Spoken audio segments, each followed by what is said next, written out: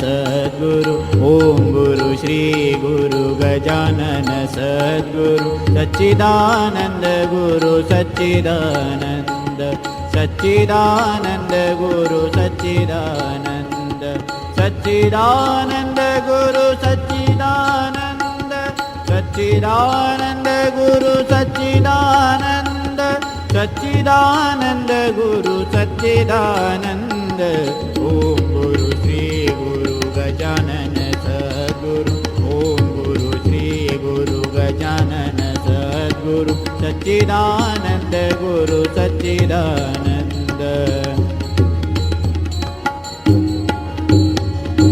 सच्चिदानंद गुरु सच्चिदानंद सच्चिदानंद गुरु सच्चिदानंद सच्चिदानंद गुरु सच्चिदानंद ओम गुरु श्री गुरु गजानन सद्गुरु ओम गुरु श्री गुरु गजानन सद्गुरु सच्चिदानंद गुरु सच्चिदानंद सच्चिदानंद गुरु सच्चिदानंद सच्चिदानंद गुरु सच्चिदानंद सच्चिदानंद गुरु सच्चिदानंद सच्चिदानंद गुरु सच्चिदानंद ओम गुरु श्री गुरु गजानन सद्गुरु ओम गुरु श्री गुरु गजानन सद्गुरु सच्चिदानंद गुरु सच्चिदानंद सच्चिदानंद गुरु सच्चिदानंद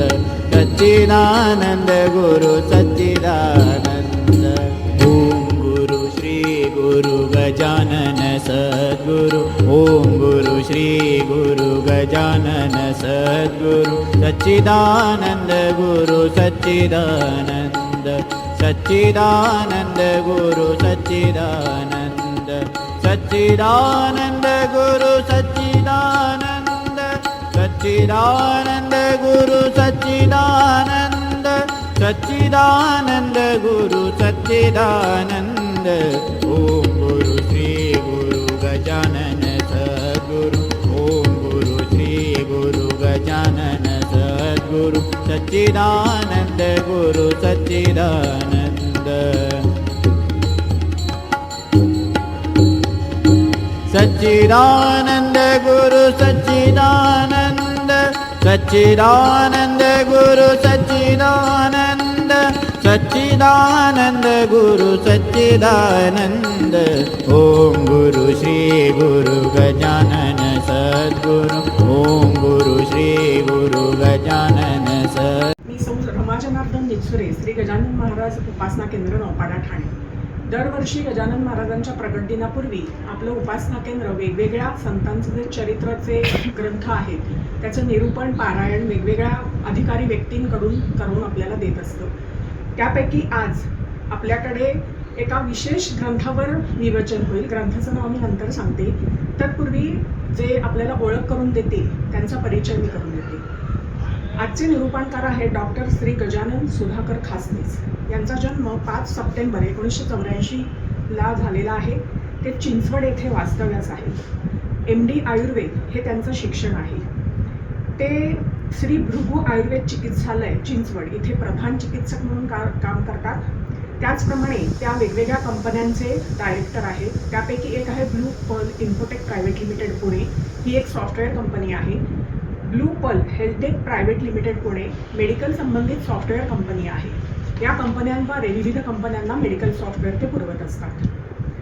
वैद्यकीय क्षेत्रामध्ये चिंचवड येथे 2008 पासून त्यांनी आयुर्वेद चिकित्सालय सुरू केलं आहे। दमा, संधिवात, हृदयविकार, त्वचारोग, वंध्यत्व यासारख्या विविध व्याधींवर तिथे उपचार केले जातात। आयुर्वेद, योग आणि आरोग्यासंबंधी त्यांची विविध व्याख्यानं आणि लेख प्रदर्शित झालेले आहेत। सॉफ्टवेअर कंपनीच्या बाबतीत बोलायचं झालं तर 400 पेक्षा जास्त पॅथॉलॉजिकल लॅब्समध्ये त्यांनी वैद्यकीय सॉफ्टवेअर त्यांचं उपलब्ध करून दिलेलं आहे। अनेक परदेशी कंपन्यांना सॉफ्टवेअर कन्सल्टन्सी देण्यात ते अग्रेसर आहेत। सॉफ्टवेअर्सच्या माध्यमातून वैद्यकीय सुविधा तत्परतेने रुग्णांना उपलब्ध करून देण्यावर त्यांचा भर असतो। आता आध्यात्मिक बाबतीत बोलायचं झालं तर संत कवी दासगणू महाराज विरचित आपला जो लाडका गजानन विजय हा ग्रंथ आहे, यांच्या चरित्रावर श्री गजानन विजय या ग्रंथातील संपूर्ण 3669 ओव्या डॉक्टर खासनीसांना मुखोद्गत आहेत. या ग्रंथाचं 1999 पासून मुखोद्गत पारायण करण्याचे त्यांनी देशविदेशात कार्यक्रम केले आहेत. महाराष्ट्रामध्ये पुणे, मुंबई, नाशिक, अमरावती, अकोला, बुलढाणा, अहमदनगर, नागपूर, सातारा, तर महाराष्ट्राबाहेर गोवा, उज्जैन, काशी, ओंकारेश्वर आणि बंगलोर आदी ठिकाणी त्यांचे कार्यक्रम झालेले आहेत. परदेशामध्ये अमेरिका आणि कॅनडा इथे हे कार्यक्रम त्यांनी केलेले आहेत. पारायणाबरोबर श्री गजानन महाराजांच्या चरित्रावरील प्रवचनं, ज्ञानेश्वरी, भगवद्गीता, दासबोध, भागवत यावर त्यांनी प्रवचनं केली आहेत. श्री गजानन महाराज यांच्या चरित्राचा सखोल अभ्यास आणि त्यावर त्यांचे अनेक लेख प्रकाशित झाले आहेत. त्यांचे विशेष कार्यक्रम म्हणजे सन 2010 मध्ये पुणे येथे महापारायण, ज्याच्यामध्ये 25,000 भक्तांचा सहभाग होता. अमरावती येथे महापारायण सोहळा 3 वेळा त्यांनी आयोजित केला होता. त्यामध्ये प्रत्येकी 5,000 भक्तांचा सहभाग होता. चांदूर बाजार अमरावती येथे सन 2012, 15 आणि 18 असे महापारायणांचे 3 कार्यक्रम त्यांनी केलेले आहेत. प्रतिवर्षी रमणबाग पुणे येथे तर महापारायण ते आयोजित करतच असतात. पारायण आणि प्रवचन याद्वारे समाज प्रबोधनाचं कार्य ते करत असतात. या सर्व कार्यासाठी त्यांना अनेक पुरस्कार प्राप्त झाले आहेत. त्यापैकी ठळक म्हणजे श्री मोरया पुरस्कार 2003, मगर सोशल फाउंडेशन वैद्यकीय धार्मिक भूषण पुरस्कार 2018 आणि अनेक ठिकाणी गजानन महाराजांच्या मंदिरांकडून त्यांना मानपत्र गौरव करण्यात आलेला आहे आणि त्यांचे सत्कार करण्यात आले आहेत. आज नर्मदा जयंती आहे. त्यानिमित्ताने डॉक्टर खासनीस आज आपल्याला नर्मदा मैयेचं श्री नर्मदा पुराण जे आहे त्याच्यावरचं त्याची ओळख करून देतील आणि त्याच्यावर विवेचन करतील. चला आपण सगळे मिळून या विवेचनाचा आनंद घेऊया. जय गजानन.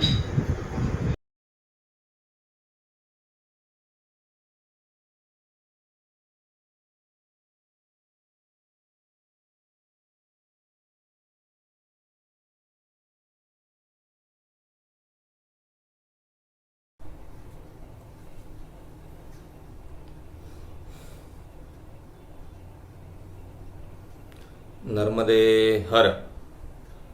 नमो नर्मदायै निजानंदायै. नमः शर्मदायै क्षमाधर्पिकायै.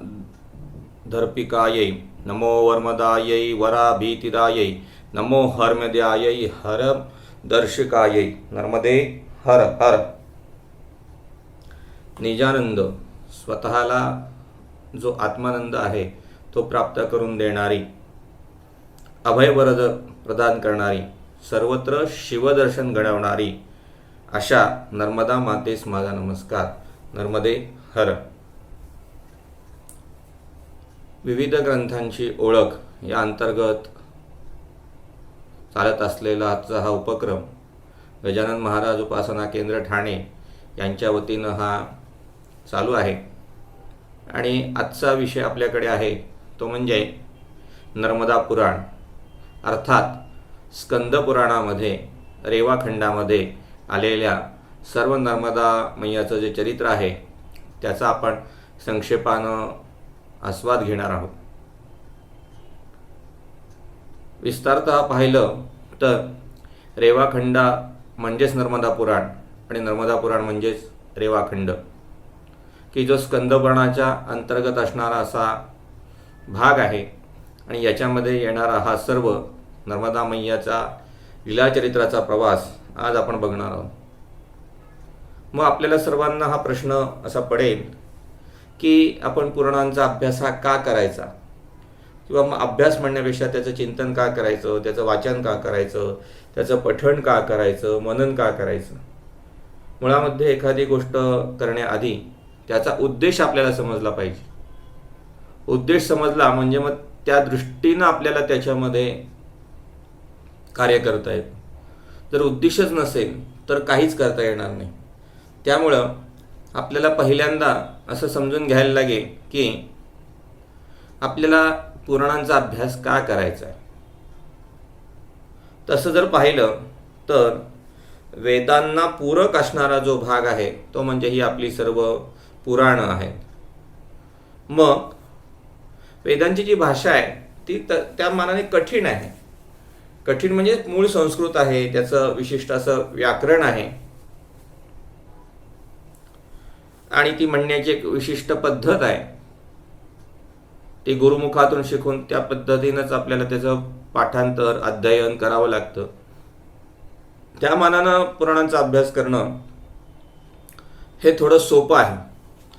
तर असं हे करत असताना मग त्याच्यातले जे तत्वज्ञान आहे त्यापेक्षा वेदांच्या तत्वज्ञानांच्या भूमिकेपेक्षा पुराणांचं तत्वज्ञान थोडं समजायला सोपं आहे. नाही तर त्याच उद्दिष्टापर्यंत, ते काही वेगळ्या उद्दिष्टापर्यंत आपल्याला नेणार नाही, पण समजण्यासाठी सोपं जर असेल तर वेदांपेक्षा जवळचं असणारं, वेदांना पूरक असणारे ही आपली पुराणं आहेत. त्याला आपण त्यामुळे पूर्णात पुराण म्हणजे वेदांना पूर्णत्व देणारं असं असणारं हे पुराण आहे. म्हणजे समजण्याच्या दृष्टीनं पूर्णत्व. वेद हे परिपूर्ण आहेतच, पण ते समजले पाहिजे, त्याच्यातून ती शक्ती तयार झाली पाहिजे, त्याचं अध्ययन आपल्याला करता आलं पाहिजे. आणि हे समजण्यासाठी म्हणजे थोडक्यात भगवंताच्या निर्गुणत्वाची स्तुती जर म्हटलं तर त्याला आपण वेद म्हणूया, आणि सगुणत्वाची स्तुती जर म्हटलं तर आपण त्याला पुराण असं म्हणूया. म्हणजे आपल्याला हे समजायला सोपं जाईल. अजून दुसरा त्याचा अध्ययनाचा एक महत्त्वाचा भाग असा आहे की धर्मशिक्षण. धर्म काय आहे, त्याची नीतिमत्ता काय आहे, त्याची धारण करणं, धर्म धारण करणं म्हणजे काय करायचं, पाप पुण्य म्हणजे काय, कोणत्या गोष्टीला पाप म्हणायचं, कोणत्या गोष्टीला पुण्य म्हणायचं, म्हणजेच अर्थात काय करायचं किंवा काय करू नये, अनावधानाने एखादी गोष्ट झाली तर त्याचं काय होऊ शकतं, किंवा हेतुपुरस्पर जर एखादी गोष्ट केली तर त्याची फलश्रुती काय असू शकते, आणि भक्ती त्याग या मानवी मूल्यांचं आचरण करायचं, आणि सगुण साकार भगवंताची उपासनेचा मार्ग पद्धती अवलंबून घ्यायची किंवा ती समजून घ्यायची.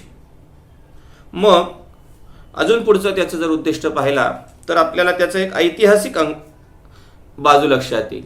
ऐतिहासिक अंग या अर्थाने मी म्हणतो की प्राचीन राजांचे राजवंश आहेत ते आपल्याला ह्या पुराणाच्या अध्ययनातून सापडतात.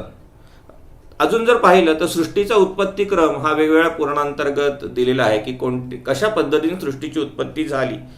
अजून भौगोलिक स्थानांचं जे महत्त्व आहे ते आपल्याला याच्या अध्ययनातून करणार आहे. म्हणजे थोडक्यात अगदी जर समजायचं झालं तर इतिहास आणि भूगोलाचा जर अभ्यास करायचा असेल तर त्याला थोडासा पुराणांचा आधार आपल्या लक्षात घेता येतो. अजून मग आपल्याला ही पुराणं काय देतात तर ज्ञानाचं भांडार आहे. अर्थात वाचल्याशिवाय किंवा अध्ययनाशिवाय हे समजणं तसं अवघड आहे. नुसतं म्हणायचं ज्ञानाचं भांडार आहे, ज्ञान आहे, छान आहे, चांगलं आहे, पण अरे काय आहे त्याच्यामध्ये हे तर सांगितलं पाहिजे. नाही, ते खूप महत्त्वाचं आहे. नुसतं महत्त्वाचं सांगून उपयोग नाही. त्याच्यामध्ये जे काही आहे महत्त्व ते विदित करता आलं पाहिजे, ते कथन करता आलं पाहिजे. म्हणजे थोडक्यात जसं आत्ता सांगितलं इतिहास आणि भूगोल हा तर अर्थात पृथ्वीवरचा विषय झाला, पण खगोलशास्त्राचं सुद्धा आपल्याला याच्यातून अध्ययन करता येऊ शकतं. विज्ञानाचे जे आत्ता सिद्धांत आहेत ते या पुराणाशी पडताळता येतात, किंवा ज्या घटना पुराणांमध्ये सांगितल्या गेलेल्या आहेत त्या घटनांशी त्याचा जोडणी केली जाते. आयुर्वेदासारखा जो भाग आहे आपल्या आरोग्याशी निगडीत असणारा त्याचंही ज्ञान या पुराणांमधून आपल्याला विभागून आढळतं. शिल्प, संगीत आणि ब्रह्मांडाचं विज्ञान इत्यादी विषयाचं ज्ञान भंडार आपल्याला या पुराणांमधून मिळणार आहे. म्हणजे अर्थात हे सगळ्या पुराणांबद्दल मी सांगतो आहे. आता हे वाचलं नाही, समजलं नाही, त्याचं अध्ययन केलं नाही तर आपल्याला संस्कृती रक्षण कसं होईल. मुळामध्ये जे आहे ते समजलं पाहिजे. आपल्या संस्कृतीचे ग्रंथ, रीतिरिवाज, परंपरा ह्या पुढे हस्तांतरित होणं किंवा पुढे त्या योग्य पद्धतीने समजावून सांगणं याच्यासाठी या पुराणांचा अभ्यास करणं आवश्यक आहे. आणि याच्यातून समाजाची तत्कालीन व्यवस्था आणि आत्ता जी व्यवस्था आपण बघतो आहोत ही आपल्याला याच्याद्वारे समजू शकते. पुराण आणि पौराणिक कथा, मुळात कथाप्रधानच ही सगळी पुराणं असल्यामुळं याच्यानं सर्वात महत्त्वाचा भाग आपल्याला भक्ती मार्गामध्ये त्याचा फायदा होतो असा की भक्ती वृद्धिंगत होते आपली. ते समजल्यानं, ते वारंवार समजल्यानं, चरित्र आपण देवदेवतांची वाचतो, पौराणिक वाचतो, संस्कृत वाचतो, वेगवेगळ्या भाषातली वाचतो, मराठीतली वाचतो, प्राकृत वाचतो, थोडी जुनी असतील ती पण वाचतो. म्हणजे कालच अपेक्षित नाही, 500 वर्ष, 1000 वर्ष अशी जी रचना करून आलेली आहेत ती सुद्धा आपण चरित्र वाचतो भगवंताची, वेगवेगळ्या पद्धतीने त्याचं चिंतन करतो, अध्ययन करतो, निरूपण करतो. मग ह्याच्याने काय होतं, आपली मुळात भक्ती वृद्धिंगत होते आणि शिव, विष्णू, दुर्गा, रामकृष्णादी भगवंताचे असणारे दशावतार यांच्या सगळ्या या विस्तृत कथा आपल्याला या पुराणाच्या माध्यमातून समजते. अजून एक महत्त्वाचा भाग याच्यातून आपल्याला समजतो म्हणजे ऋषींचे वंश, मूळ ऋषी कुठले होते आणि त्यांचं पुढे पुढे कसं कसं काय काय वंश झाला आणि त्या वंशामध्ये त्यांच्या कोणकोणत्या भगवंताच्या संबंधित कथानक आलो हे आपल्याला समजतं. थोडक्यात हे सगळं समजून याच्यातली जी नीतिमूल्य जी आहेत ती आपण आपल्या मानवी जीवनामध्ये आणायची आहेत आणि त्यानुसार आपलं वर्तन करायचं आहे की जेणेकरून आपल्याला लौकिकासह पारलौकिकाची प्राप्ती होणार, हे मात्र याच्यामध्ये फार महत्त्वाची गोष्ट आहे. मग ही पुराणं आहेत कशी? 18 पुराणं आहेत हे आपल्याला माहिती आहेत, उपपुराणं आहेत ते माहिती आहेत, स्थूल पुराण किंवा स्थल पुराण अशा पद्धतीनं जी आहेत तीही आपल्याला सर्वांना माहिती आहे. साधारण पुराणांचा जर आपण अभ्यास घेतला किंवा आढावा घेतला तर ही पुराण ही साधारण संवाद रूपाने आहे, म्हणजे एकाने प्रश्न केला आणि दुसऱ्याने त्याचं उत्तर दिलं.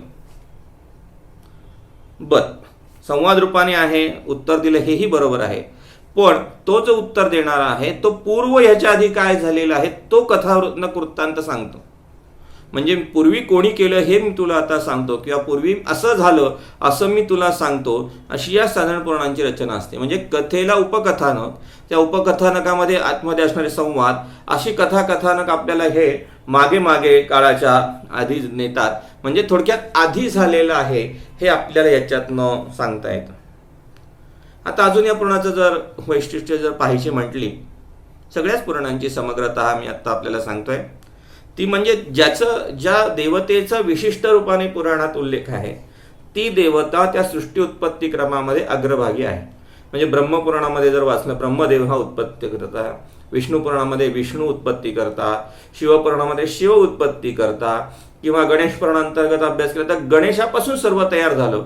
तसं नर्मदा पुराणाचं आज आपण चिंतन करताना असं आहे की नर्मदा पुराणातूनच, नर्मदे मैयापासूनच सगळी सृष्टीची उत्पत्ती झालेली आहे, असाही आशय याच्यामध्ये येतो. नव्हे तर एक संदर्भ असा आहे की नर्मदा मैयाच्या स्तवनानंच व्यासांना इतर 18 पुराणं रचना करण्याची शक्ती किंवा ती ताकद प्राप्त झाली आणि तिच्या आशीर्वादानंच, नर्मदा मैयाच्या आशीर्वादानंच व्यासांनी इतर 18 पुराणं लिहिली, अशा आशयाचे संदर्भ सुद्धा आपल्याला आढळतात. म्हणजे थोडक्यात ती देवता त्या पुराणामध्ये प्रधान असते.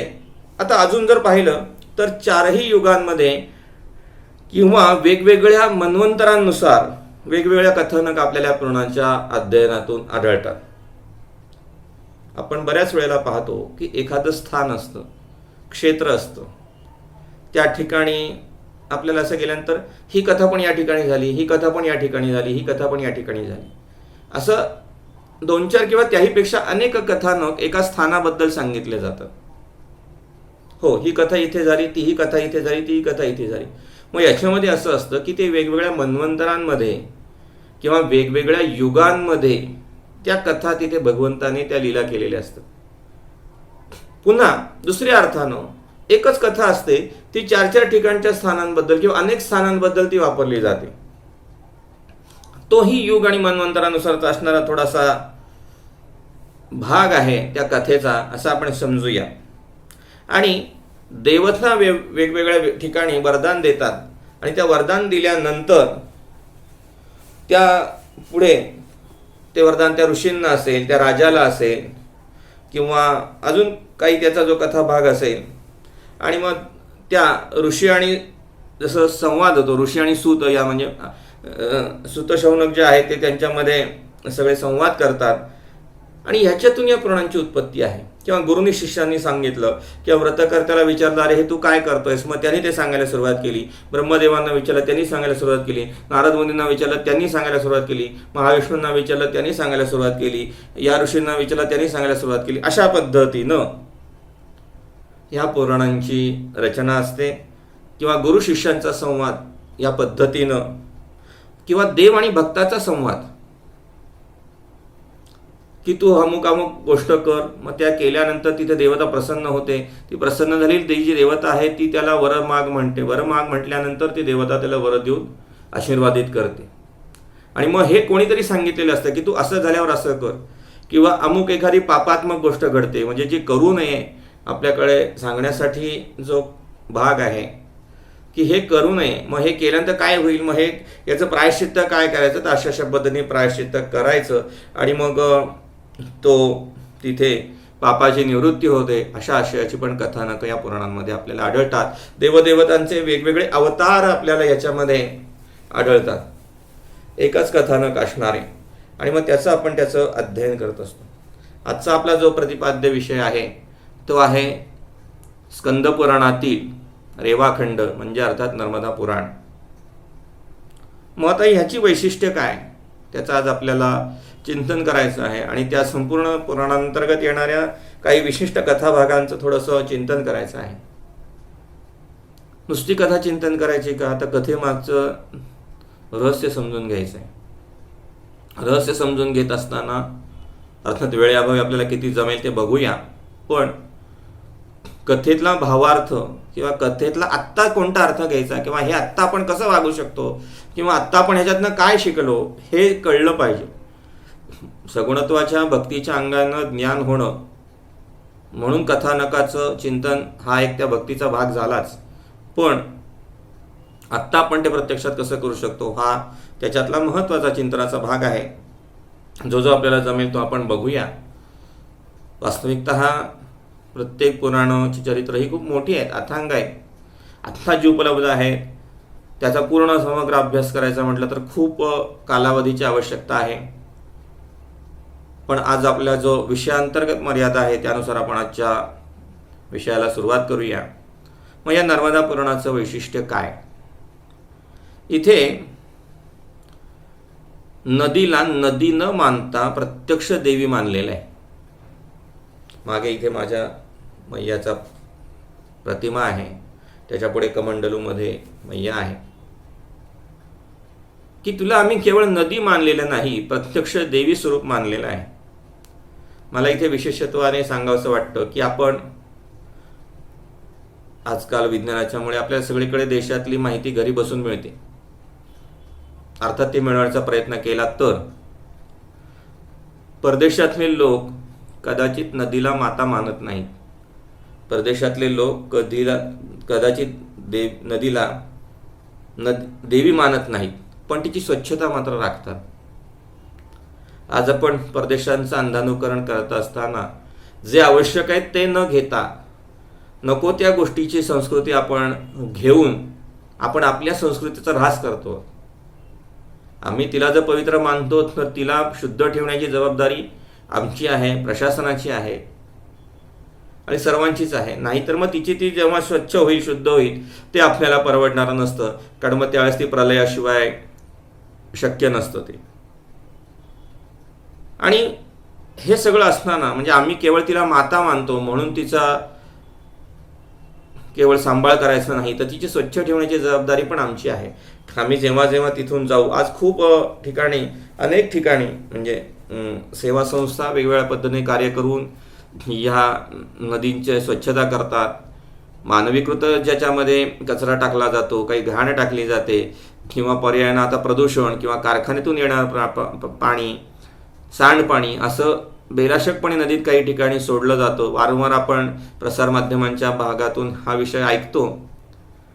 तर आपण जर तिला देवी मानत असू तर तिला सांभाळण्याची जबाबदारी आपल्या सर्वांची आहे. तिची पवित्रता सांभाळण्याची, तिची स्वच्छता सांभाळण्याची जबाबदारी ही आपली सर्वांची आहे. हे अत्यंत या ठिकाणी सुरुवातीलाच नमूद करावं वाटतं.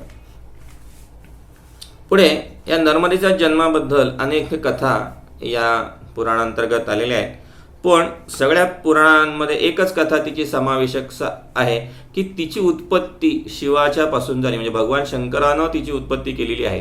म्हणजे काही ठिकाणी तिची घामापासून झालेली आहे, काही ठिकाणी भगवान शंकरापासून झालेली आहे, काही ठिकाणी भगवंत शिवाने तिला अवतरित होण्यासाठी आज्ञा केलेली आहे काय, आणि त्यामुळं ती शिवाची कन्या आहे. ती जीवित असणारी नदी आहे. जीवित म्हणजे जीवनदान देणारी, पापक्षालन करणारी.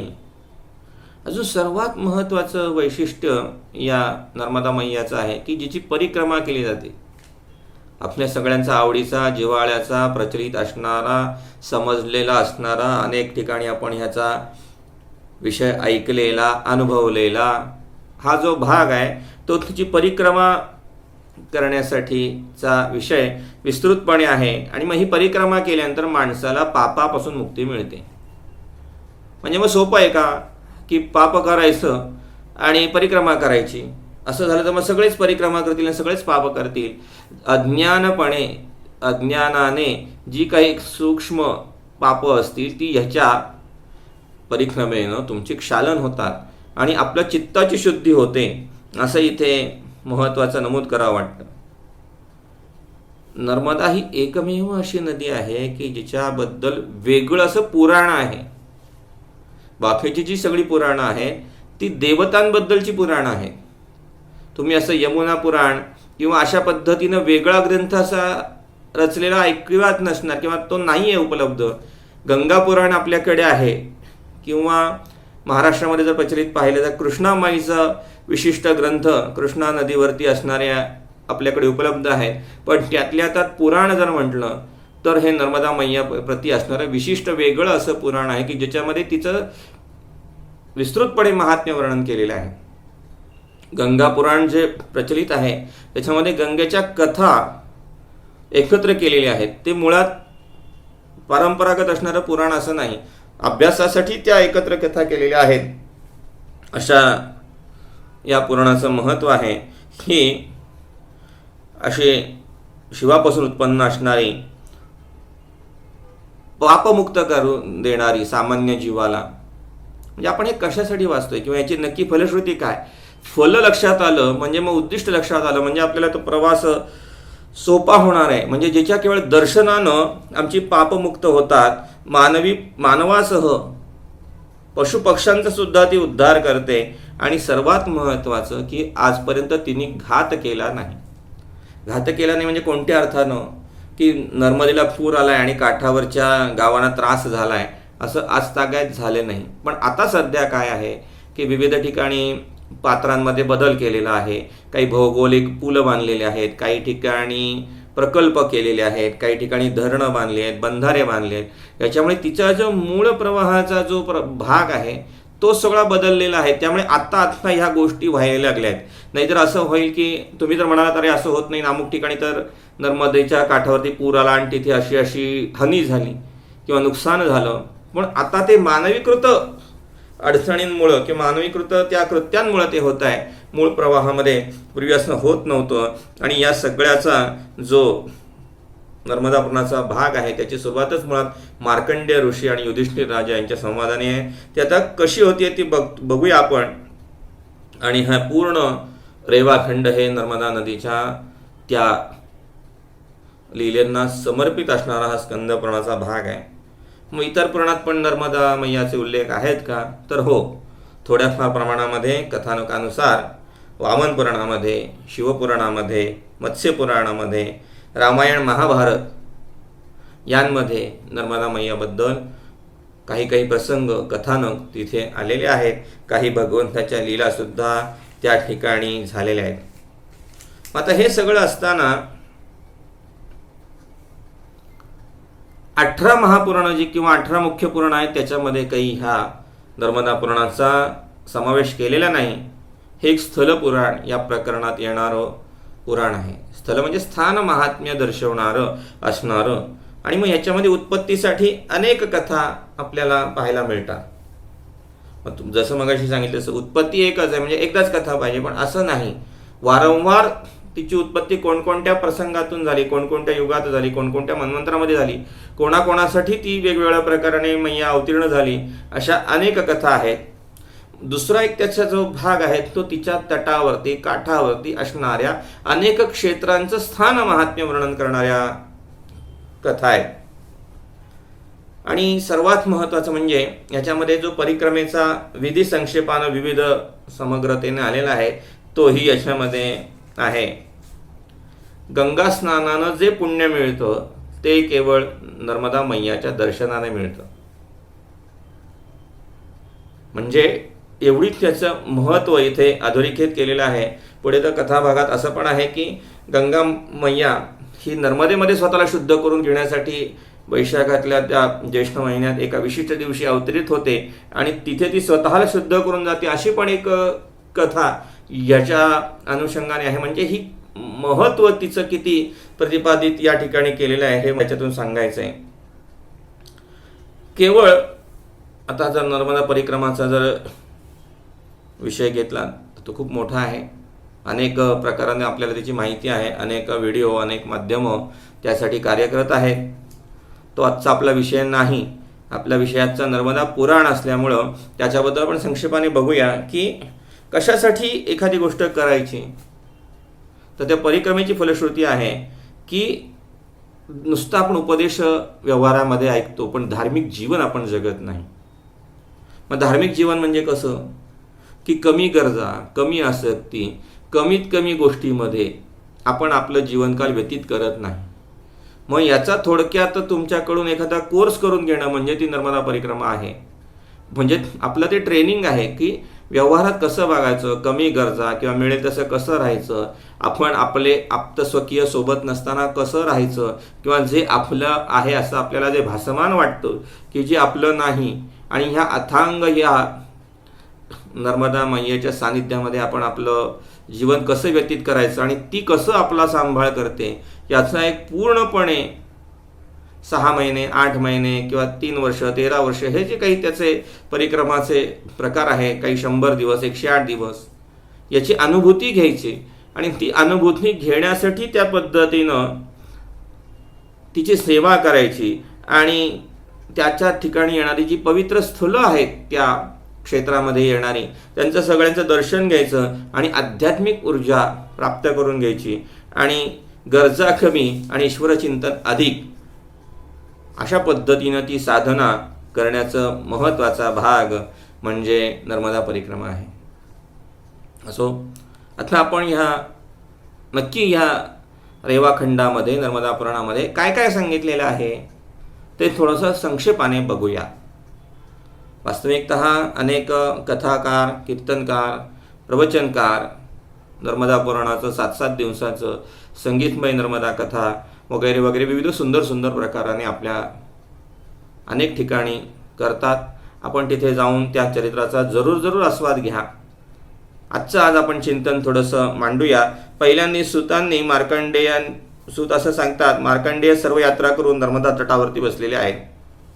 पहिली परिक्रमा मार्कंडेय ऋषींनी केली, 3 वर्षाची असं विधान आहे. त्यानंतर पुन्हा त्यांनी 13 वर्षाची दुसरी परिक्रमा केली आणि मग त्याचा विस्तार खूप मोठा आहे त्या विषयाचा. आणि या मार्कंडेय ऋषी तिथे बसलेले असताना त्यांच्या दर्शनासाठी अनेक ऋषी तिथे आलेले आहेत. त्याच्यामध्ये पुलस्त्य, पुलह, वसिष्ठ, भृगु, अत्री, मरीच, कात्यायन, ऋष्यशृंग, गर्ग, शौनक इत्यादी तिथे ऋषी मार्कंडेय ऋषींच्याकडे आलेले आहेत. आणि तिथे तीर्थयात्राचे फल ऐकून धर्मपुत्र युधिष्ठिर हा ज्ञानी ब्राह्मण पत्नी द्रौपदीसह त्या आश्रमात येता झालेला आहे. आणि त्यांनी त्या मार्कंडेय ऋषींना आपल्या सर्व भावांसह म्हणजे 5 पांडवांसह 3 प्रदक्षिणा केल्या, साष्टांग नमस्कार केला आणि बसले. आणि मार्कंडेय ऋषींनी त्याची थोडी चौकशी केली की राजा, तुझ्यासोबत असणारे तुझे सगळे भाऊ, सगळा ब्रह्मवृंद, ऋषीवृंद हे सर्व सोबत जे आहेत ते सर्व कुशल आहे ना. युधिष्ठिर तिथे म्हणतात की आपल्या चरणदर्शनानं मी कृतकृत्य झालो, माझं अंतःकरणातील मल नष्ट झालं आणि 3 लोकात प्रवाहित होणारे असे स्वर्ग, मृत्यू आणि पाताळ याच्यामध्ये गंगा, यमुना, सरस्वती, गंगाद्वार, हिमालय, कुब्जार्थ, ब्रह्मयोनी, उग्रतीर्थ, भैरव क्षेत्र, नैमिषारण्य, पुष्कर इत्यादी सर्व तीर्थ सोडून तुम्ही कोणत्या विशिष्ट प्रयोजनाने महानदी नर्मदेची सेवा करता ते आपण आम्हाला सांगा. आम्हाला हे जाणून घ्यायचं आहे, याचं रहस्य सांगा. जसं मगाशी मी म्हटलं तसं प्रश्न आणि त्याचं उत्तर आणि संवाद आणि याच्यातून आपल्याला मिळणारं ज्ञान हा सगळ्या पुराणांचा जो गाभा असतो त्याची सुरुवात इथं आपल्याला दिसते. मार्कंडेय ऋषी आपलं त्याचं महत्त्व सांगायला इथे आता सुरुवात करतायत. मार्कंडेय ऋषी म्हणतात, पूर्वकाली चंद्रवंश पुरुरवा राजा नावाचा पृथ्वीचा पालन करता असा राजा होता. राज्यसभेमध्ये त्याचा जो राजदरबार होता तिथे त्याला ज्ञानी ब्राह्मण विद्वान विद्वज्जनांनी असा प्रश्न केला की राजा, पापमोहित मनुष्य कोणत्या उपायानं यज्ञकर्म आदीशिवाय स्वर्गलोक प्राप्त करून घेऊ शकतो किंवा होऊ शकतो हे आम्हाला तुम्ही सांगा. म्हणजे राज्यसभेत हा राजा त्या ब्राह्मणांना प्रश्न करतोय. राजाला प्रश्न पडलेला आहे प्राचीन काळच्या चंद्रवंशातील पुरुरवा राजाला. मग तिथे जे ज्ञानी ब्रह्मवृंद आहेत ते सांगतायत की नर्मदा ही सर्व लोकांना पवित्र करणारी, विश्वाचा पाप हरण करण्यासाठी समर्थ असणारी नदी आहे. ती तुम्ही स्वर्गातून पृथ्वीवर आणा. म्हणजे आता एक अवतरणाची कथा आपल्याला इथे बघायला मिळते. प्रश्न केला, त्याचं उत्तर. मग सगळ्यांचं ते ऐकल्यानंतर राजाने तपाचा आरंभ केला. कथानक आपण संक्षिप्तपणे बघूया. आणि त्यांनी मग कोणाला तप करायला लागेल तुला? तर महादेवांचं तप तुला करावं लागेल आणि महादेवांना तुला प्रसन्न करून घ्यावं लागेल. आणि म्हणून त्यांनी तपाचा आरंभ केला आणि महादेवांना प्रार्थना केली. महादेव त्याच्या तपाने प्रसन्न झाले. आणि प्रसन्न झाल्यानंतर तिथे त्यांनी त्याला विचारलं की तू वर माग, तुझ्या इच्छेनुसार मी वर प्रदान करीन. पुरुरवा राजा तिथे महादेवांना म्हणतो, सर्व लोकांच्या हितासाठी आपण नर्मदा नदीला पृथ्वीवर पाठवावं अशी मी तुम्हाला प्रार्थना करतोय. कारण जंबूद्वीप हे निराधार आहे. देवता, मनुष्य, पितर कोणीही तृप्त नाही. महादेव तिथे म्हणतात, तू अयाच्य वस्तूची याचना केलीस. अयाच्य म्हणजे जे मागू नये नेमकं तेच तू मागितलंयस. पण देवांना सुद्धा हे मिळणं दुर्लभ आहे. पण तू नर्मदा मैया म्हणून इतर सोडून इतर काहीतरी वर माग. मग पुरुरवा राजा तिथे म्हणतो की माझा प्राण गेला तरी चालेल किंवा पुन्हा मला तपश्चर्या करावी लागली तरी चालेल. म्हणजे हजारो वेळा मी ही तपश्चर्या करीन, पण नर्मदा मैयाला मी जंबूद्वीपामध्ये पृथ्वीवरती अवतीर्ण होण्यासाठीच आपल्याला प्रार्थना करीन. तर मी काही मला दुसरा वर नको, मला हाच वर पाहिजे की नर्मदा मैयाला तुम्ही स्वर्गातून पृथ्वीवरती अवतरित करावं. आणि मग या पुरुरवा राजाच्या तपश्चर्यानं महादेव प्रसन्न झाले आणि नर्मदा मैयाला आज्ञा केली की नर्मदे, तू पृथ्वीवरती अवतीर्ण हो आणि मृत्यूलोकाचं कल्याण कर. नर्मदा मैया इथे म्हणतात की मी आधाराशिवाय काही अवतीर्ण होऊ शकत नाही. महादेवांनी 8 पर्वत तिथे बोलवलेले आहेत. कथा विस्तृत आहे, आपण थोडा थोडा त्याचा सारांश बघूया. महादेवांनी 8 पर्वत इथे बोलवले आणि तुमच्यातलं कोण कोण नर्मदा मैयाला धारण करू शकतं आणि तिला पृथ्वीवरती आपल्याला न्यायचं आहे हे मला सांगा. मग इथे विंध्य पर्वत म्हणतो की बाकीच्या सगळ्या पर्वतांनी तिथे असमर्थता दर्शवली की आम्ही नाही, आम्ही कोणी पुढं आलेलं नाही. मग विंध्य पर्वत म्हणतो की माझा पुत्र पर्यंक जो आहे तो नर्मदा मैयाला धारण करण्यासाठी समर्थ आहे. पर्यंक तिथे महादेवांना सांगतात की मी आपल्या कृपा प्रसादानं मी नर्मदा मैयाला धारण करीन. म्हणून पर्यंक पर्वतावरती गिरिशिखरावरती म्हणजे त्याच्या शिखावरती पाय देऊन, असा असतं इथल्या पुराणामध्ये. शिखा म्हणजे शेंडी, त्याच्या शिखावरती पाय देऊन नर्मदा मैया ही पृथ्वीवरती स्वर्गातून अवतीर्ण झाली आणि वेगवान जलानं पर्वत अरण्य याच्यावरती सर्वत्र तिचा प्रवाह हा पसरायला लागला. सर्वांनी मग पृथ्वीवरती जे ऋषी होते, ज्ञानी होते, राजे होते, यांनी ह्या नर्मदा मैयाची स्तुती केली, प्रार्थना केली की हे मेकल कन्या, की तू मर्यादा धारण कर, सीमाबद्ध राहून तू आमचं सर्वांचं कल्याण करायचं आहे. आणि मग पुन्हा महादेवांच्या आज्ञेनं नर्मदा मैयानं संकुचित रूप घेतलं आणि नर्मदा मैया त्या पुरुरवा राजाला असं म्हणते की माझ्या जला तू सुस्पर्श कर. तुझ्यासाठी मी आज आता इथे अवतीर्ण झालेली आहे आणि माझ्यासाठी तू माझ्या जलाला स्पर्श कर, आचमन कर, पितृतर्पण कर. आणि हे सर्व त्या नर्मदा मैयाच्या अवतीर्णानंतर राजाने केलं आणि त्याचे सर्व पितर परमपदाला प्राप्त झाले, सद्गतीला स्वर्गाला प्राप्त झाले. अशा प्रकारानं पुरुरवा राजाच्या तपश्चर्येमुळे नर्मदा मैयाचं हे आगमन या जंबूद्वीपावरती म्हणजेच पृथ्वी तलावरती म्हणजेच आत्ताच्या भरतखंडामध्ये झालेलं आहे.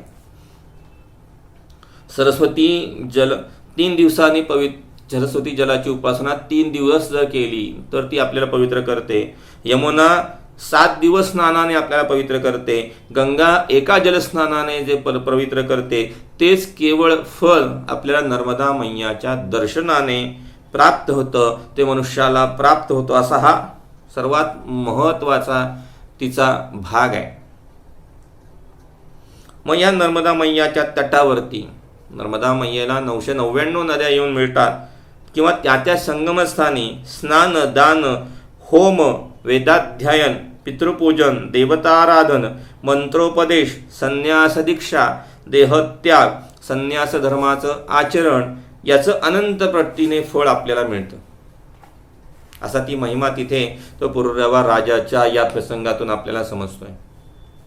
मग माघ पौर्णिमा, कार्तिक पौर्णिमा, संक्रांती पर्व काळ, व्यतिपात, वैधृती योग, अमावस्या, जे आपल्याकडे युगाचे आरंभ सांगितलेत, मनवादी, युगादी, कल्पादी या तिथी मातापित्यांचं पुण्यस्मरण असणाऱ्या दिवशी किंवा ओंकारेश्वर क्षेत्री, विशेष संगम क्षेत्री येथे 1000 दिवस, 100 दिवस, 100 किंवा 1 गोदान किंवा जो सर्व महादान करतो किंवा जो ह्या सर्व स्थानी नर्मदा स्नान करतो, जप, होम, दान, पूजन करतो, तो अश्वमेघ यज्ञाचं पुण्यफल प्राप्त करतो. असं हा युधिष्ठिर मनुष्य नर्मदा स्नानाने जे करतो ते अश्वमेघ यज्ञाची फलप्राप्ती तिथे मिळते, असं युधिष्ठिराला इथे महाराज सांगतात. आणि प्रातःकाळी नर्मदा स्मरण करायचं, कीर्तन करायचं, तर सप्तजन्माचं पाप नष्ट होतं. बाळलिंग क्षेत्रयुक्त नर्मदा जर असेल तर त्या ठिकाणी उपासना केल्यानंतर शिवलोकाची प्राप्ती होते, असे युधिष्ठिराला हे ऋषी उपदेश करतायत. अशी पहिली कथा आपल्याला मार्कंडेय ऋषींकडनं ह्या नर्मदा मैयाच्या अवतरणाची समजते. पुढे युधिष्ठिरांनी पुन्हा प्रश्न केलेला आहे की राजा, पुरुरवापूर्वी कोणी हिचं अवतरण केलं तर का हो ऋषी? तर मग पुन्हा तिथे मार्कंडेय ऋषी सांगतात की म्हणजे कथानक दुसरी की चंद्रवंश हिरण्यदेव जो राजा आहे तो धर्मात्मा पृथ्वीवरती एकछत्री कारभार करत होता, म्हणजे एकमेव राजा होता. त्याची राजधानी ही चंद्रपुरी होती. एक वेळी अमावस्या, सूर्यग्रहण समयी या जम्बूद्वीपावरती नदी उपलब्ध झाली नाही. आता नदी उपलब्ध झाली नाही हे वाक्य थोडंसं आपल्याला समजायला अवघड पडेल, पण त्या पितरांना किंवा त्या पर्वकाळाला पुण्य देणारी किंवा फल देणारी अशी तेवढी समर्थ असणारी नदी उपलब्ध झाली नाही की जी देवता पितर यांना तृप्त करेल. आणि मग तसं न होता नदी नाही उपलब्ध झाली तरी पण राजानं लाखो गाई, सुवर्ण, रत्न, मणी, घोडे, हत्ती असा अगणित दानधर्म केला. हव्य आणि क्रव्य कर्माने पितर तृप्त केले. आणि मग हे सगळं तृप्त करून सुद्धा त्याच्या असं लक्षात आलं त्या राजाच्या की हिरण्यतेज राजाच्या, म्हणजे आता हे मार्कंडेय ऋषी युधिष्ठिराला सांगतायत. पुन्हा संवादात आपल्याला वारंवार मध्ये मध्ये आठवण करून द्यावी लागते. कथा खूप सुंदर आहे, खूप रंगवून सांगता येते, पण आपल्याला साधारण आपल्याला विषय समजावा या उद्देशानं आपण याचं कथानक ऐकूया. आणि तेव्हा राजाला समजलं की हे सगळं आहे पण ह्यांना जलपान नाही, हे जलपानाशिवाय अतृप्त आहे. म्हणून राजाच, तो हिरण्यतेज राजाच पितरांना विचारतो की तुम्ही कोण आहात आणि कोणत्या कर्माने तुम्ही तृप्त व्हाल, म्हणजे तुम्हाला काय हवं हे तुम्हीच सांगा. पितर तिथे त्या हिरण्यतेज राजाला सांगतात की ह्यामध्ये नदी नाही की ज्यामुळे धर्म कर्म नष्ट झालेत, नदीचा अभाव आहे, देवता तृप्त नाही आहेत, ना पितर तृप्त आहेत. राजा, आपण जर जम्बूद्वीपामध्ये नर्मदा मैया आणली तर आम्ही मुक्त होऊ, आम्ही सांगितलेलं आहे, पण आता तुम्हाला जे काही शक्य आहे ते करा. आता त्यांना मुक्त होण्याचा विचार राजाने त्यांनाच विचारला. आणि मग त्याप्रमाणे त्या पितरांकडनं ऐकून, त्या सर्व देवतांकडनं ऐकून राजाला लक्षात आलं की पुन्हा या भूतलावरती नर्मदेचं आगमन व्हायला पाहिजे. आणि मग हिरण्यतेज राजा म्हणतो की मला पितरांचा उद्धार योग्य व्हावा असं वाटतंय, त्यासाठी मी माझं जे काही करायचं ते करीन. आणि जर माझे पितर जर मुक्त नाही झाले किंवा सद्गतीला प्राप्त नाही झाले तर मग माझं सगळं जीवनच व्यर्थ आहे. म्हणून त्यानं पुन्हा एकदा शिवतपाला आरंभ केला. उदयाचल पर्वतावरती कठोर तपस्या केली. शिव प्रसन्न झाले, शिवदर्शन झालं आणि 3 परिक्रमा त्यांनी शिवांना केला, शिवाचं स्तवन केलं, राजाने शिवाची स्तुती केली, अविनाशी परमेश्वराची स्तुती फार सुंदर त्या ठिकाणी ग्रंथामध्ये आलेली आहे. आणि मग शिव प्रसन्न झाले आणि शिवाने तिथे पुन्हा एकदा प्रश्न केला की राजन, तू का ही तपश्चर्या केलेली आहे, त्यासाठी तुला काय हवं ते मला सांग. त्यामध्ये राजा तिथे पुन्हा प्रार्थना करतो हिरण्यतेज राजा की 7 कल्पपर्यंत प्रवाहित होणारी नर्मदा मृत्यू लोकावर पाठवा, की जेणेकरून पितर आणि देवता तृप्त होतील आणि त्यांना सद्गती प्राप्त पितरांना होईल, यासाठी तुम्ही नर्मदा अवतरण करा. महादेव म्हणाले, नर्मदा देवी, ब्रह्मा विष्णू आदी देवता, दैत्य, अल्पजीवी प्राणी यांचे कडून नर्मदा मृत्यू लोकावरती येऊ शकत नाही, तर राजा तो दुसरा वर माग. म्हणजे जसं मगाशच्या कथेमध्ये लक्षात आलं तसं बऱ्याच वेळा पुराणांमध्ये आपण जेव्हा चिंतन करतो तो काही कथा साधर्म्य असतात. आता हीच कथा पुन्हा दुसऱ्या पुराणामध्ये संक्षेपाने आलेली असते, तीच कथा अजून एका पुराणामध्ये विस्ताराने आलेली असते. काही ठिकाणी थोड्याशा फरकाने तीच कथा किंवा स्थान महात्म्य, क्षेत्र महात्म्य, अवतारांच्या कथा या थोड्या थोड्या वेगवेगळ्या मागे पुढे आलेल्या असतात. म्हणजे विष्णू पुराणात समजा दशावतार आलेले असतील, तेच हरवंश पुराणामध्ये त्याचं वर्णन येतं, किंवा तेच आपल्याला श्रीमद भागवतामध्ये येतं. अशा पद्धतीनं थोड्याफार फरकानं त्याच कथा आपल्याला वाचायला मिळतात, ऐकायला मिळतात किंवा चिंतनासाठी समोर येतात. मग इथं हिरण्यतेज राजा शिवशंकरांना म्हणतो की तुम्ही जर प्रसन्न असाल तर काहीच अशक्य नाही, मी सहस्र जन्म पुन्हा घेईन आणि तरी हेच व्रत मागेन किंवा हीच इच्छा करेन आणि हेच व्रत करेन, आणि मी तुमचा दास आहे, सेवक पण आहे, पण मला नर्मदा द्या. शिवशंकरानं नर्मदेला आवाहन केलं आणि मगरीवरती बसून नर्मदा मैया तिथे प्रकट झाली. उमा महेश्वरांना तिने वंदन केलेलं आहे. आणि मग तिथे शिव भगवान तिला आज्ञा करतात की 14,000 वर्ष राजाने दिव्य तप केलेलं आहे आणि म्हणून तू पृथ्वीवरती अवतीर्ण हो. पुन्हा मगाशा जशी कथा पहिली सांगितली, म्हणजे पूर्वकथानक जे सांगितलं तिथे सांगितलं की मी आधाराशिवाय पुन्हा खाली जाऊ शकत नाही, मला धारण करणारा कोणीतरी असं सक्षम असा पाहिजे. आणि मग शिवाने आज्ञा केली की सर्व पर्वतांनो तुम्ही स्थिर व्हा, तुमच्या आधारानं नर्मदेचं पृथ्वीवरती अवतीर्ण होईल. सर्व पर्वत म्हणाले आम्ही असमर्थ आहोत. त्याच्यामध्ये उदयाचल नावाचा जो पर्वत आहे तो म्हणाला की मी शिवकृपेने मी समर्थ आहे. त्यानंतर उदयाचल पर्वताच्या शेंडीवरती चरण ठेवून पृथ्वीवरती नर्मदा मैया अवतीर्ण झाली. तीव्र गतीने ती अवतीर्ण झाली आणि तिन्ही लोकांमध्ये अफाट असा अथांग असा प्रवाह प्रवाहित केला.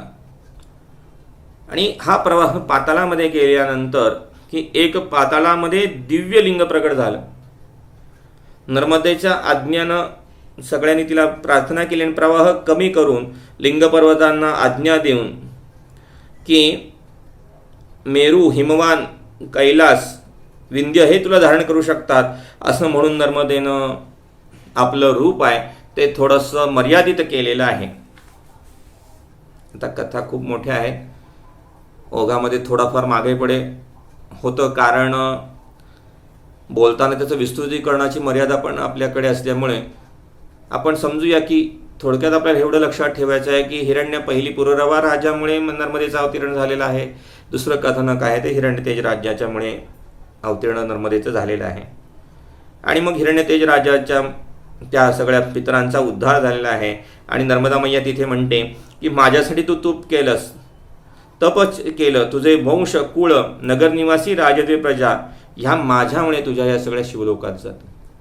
म्हणजे एका राजानं नर्मदा मैयाला आणल्यानंतर जो एकछत्री अंमल करणारा राजा होता त्याचं सर्व राज्यातील सर्व जनांना तिचा फायदा झाला आणि ते तिच्या कृपेनं आशीर्वादानं शिवलोकात मार्गक्रमण करते झाले.